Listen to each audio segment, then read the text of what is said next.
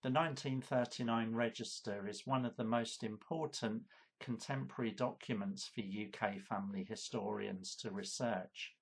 As the name suggests, it was created in 1939 at the outbreak of the Second World War. Now, I do a talk about the 1939 Register, how to access it, where to find information, how to search the document and find your ancestors, tips and techniques. To give you a flavour of that talk, here's a few facts about the 1939 Register. Who was behind the creation of this document? This was a gentleman called Sylvanus Percival Vivian. He was the Registrar General in England and Wales at the time, and he was actually the driving force behind the 1921 and 1931 UK census.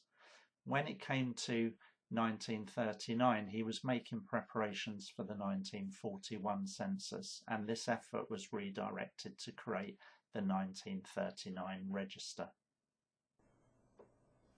So what details will you find in the 1939 Register for your ancestors?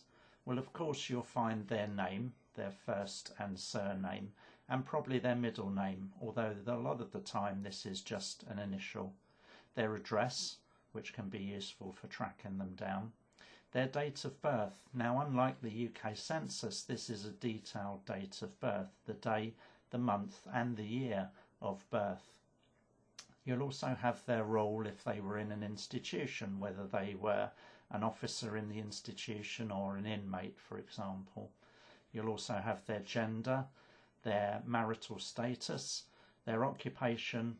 So lots of information here for your ancestors, and because this register was kept as a live document right up until the early 1990s, further changes were made to the document, and you may pick those changes up in the 1939 Register.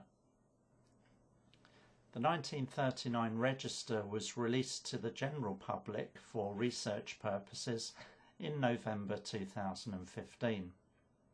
You can access the 1939 Register on three key websites: findmypast.co.uk, ancestry.co.uk, both subscription websites, and the subscription website myheritage.com, although they only have transcriptions. You don't see the original document pages like the other two websites I've mentioned.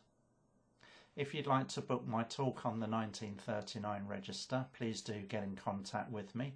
You'll find my contact details on my website. And if you want to read more about the 1939 Register, then please access my blog, again on my website. What stories might your ancestors tell?